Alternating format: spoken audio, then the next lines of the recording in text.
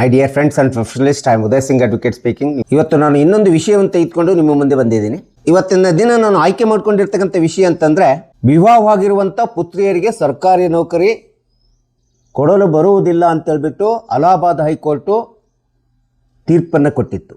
ಇಂಥ ಒಂದು ಅಲಹಾಬಾದಿನ ಹೈಕೋರ್ಟಿನ ತೀರ್ಪನ್ನು ವಜಾಗೊಳಿಸಿ ಸುಪ್ರೀಂ ಕೋರ್ಟು ವಿವಾಹಿತವಾಗಿರ್ತಕ್ಕಂಥ ಪುತ್ರಿಯರಿಗೂ ಸಹ ಸರ್ಕಾರಿ ನೌಕರಿ ಪಡೆಯಲಿಕ್ಕೆ ಹಕ್ಕಿದೆ ಎಂಬತಕ್ಕಂಥದ್ದನ್ನು ಒಂದು ಮಹತ್ವದ ತೀರ್ಪನ್ನು ಸರ್ವೋಚ್ಚ ನ್ಯಾಯಾಲಯ ಹೇಳಿದೆ.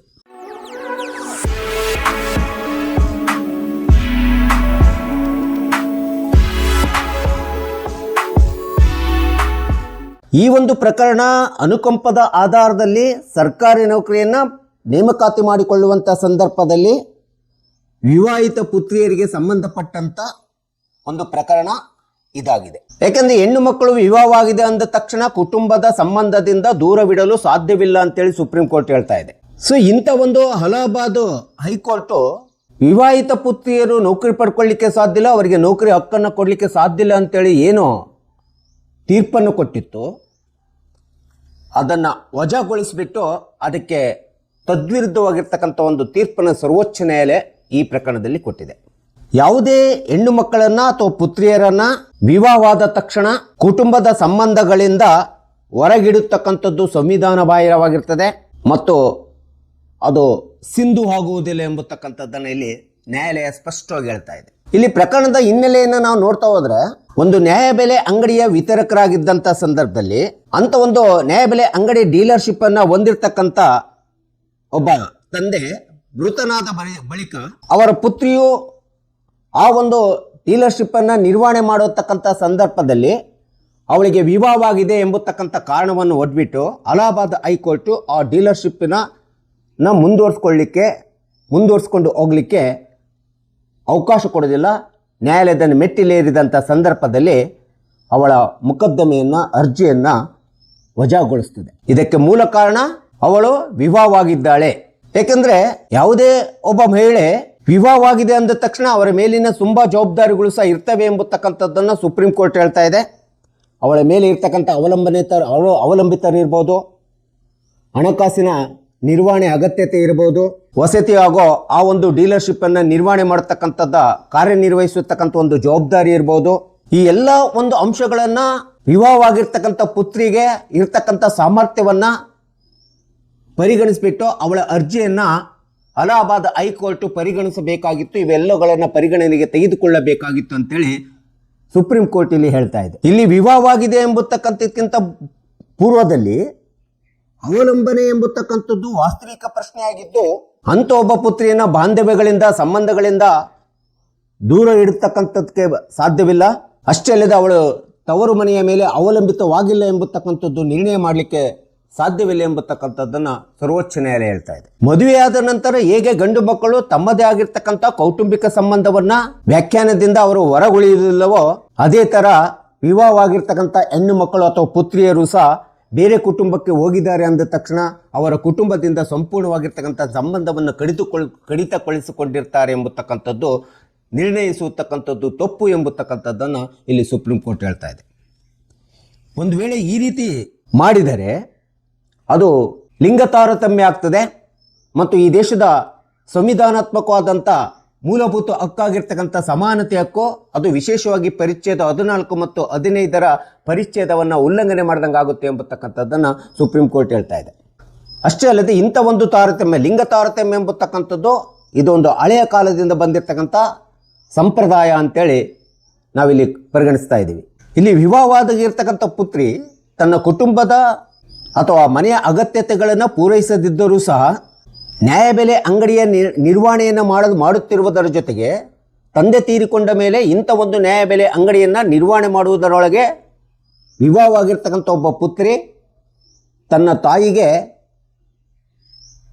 ಅವಲಂಬಿತಳಾಗಿ ಸಹಕಾರವನ್ನು ಕೊಟ್ಟಿರ್ತಕ್ಕಂಥದ್ದು ಇರ್ಬೋದು ಮತ್ತು ತನ್ನ ತಾಯಿ ಸತ್ತ ನಂತರ ಒಬ್ಬ ಅಂಧ ಪುತ್ರಿಯ ಪೋಷಣೆ ಮಾಡುವಂಥ ಜವಾಬ್ದಾರಿಯನ್ನು ನಿರ್ವಹಣೆ ಮಾಡಿರ್ತಕ್ಕಂಥದ್ದನ್ನು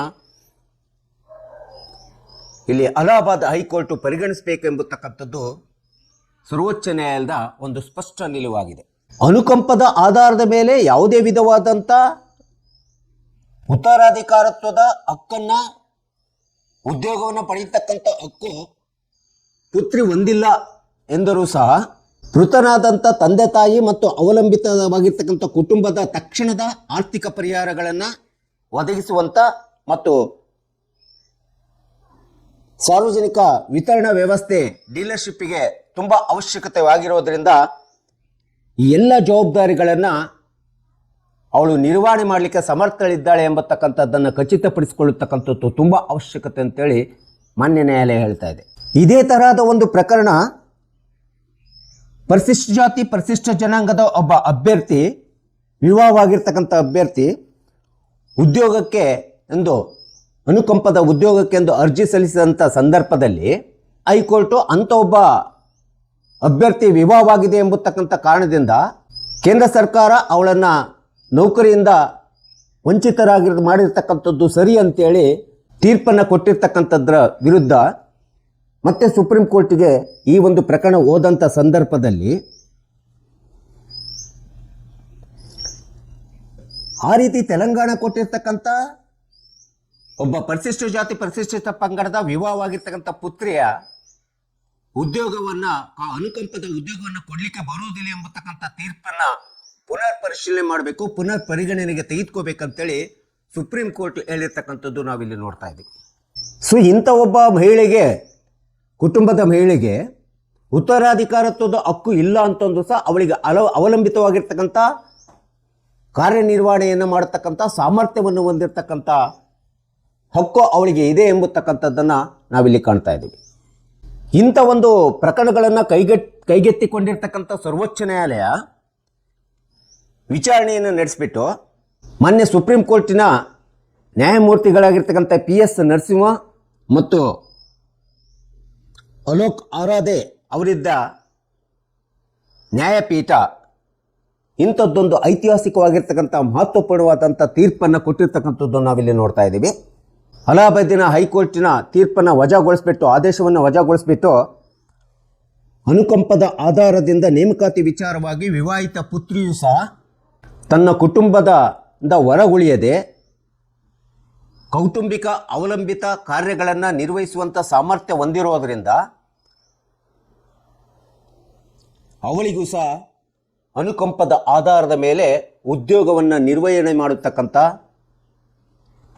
ಯಾವುದೇ ಒಂದು ಸರ್ಕಾರಿ ನೌಕರಿಯನ್ನು ಪಡೆದುಕೊಳ್ಳತಕ್ಕಂಥ ಹಕ್ಕುದಾರಳು ಅವಳಾಗಿರ್ತಾಳೆ ಎಂಬತಕ್ಕಂಥದ್ದನ್ನು ಪರಿಗಣನೆಗೆ ತೆಗೆದುಕೊಂಡ್ಬಿಟ್ಟು ಅಲಹಾಬಾದ್ ಹೈಕೋರ್ಟಿನ ಆದೇಶವನ್ನು ವಜಾಗೊಳಿಸಿಬಿಟ್ಟು ಇಂಥ ಒಂದು ಐತಿಹಾಸಿಕವಾದ ಮಹತ್ವಪೂರ್ಣವಾದಂಥ ತೀರ್ಪನ್ನು ಸುಪ್ರೀಂ ಕೋರ್ಟ್ ಇಲ್ಲಿ ಹೇಳಿದೆ ಎಂಬತಕ್ಕಂಥದ್ದನ್ನು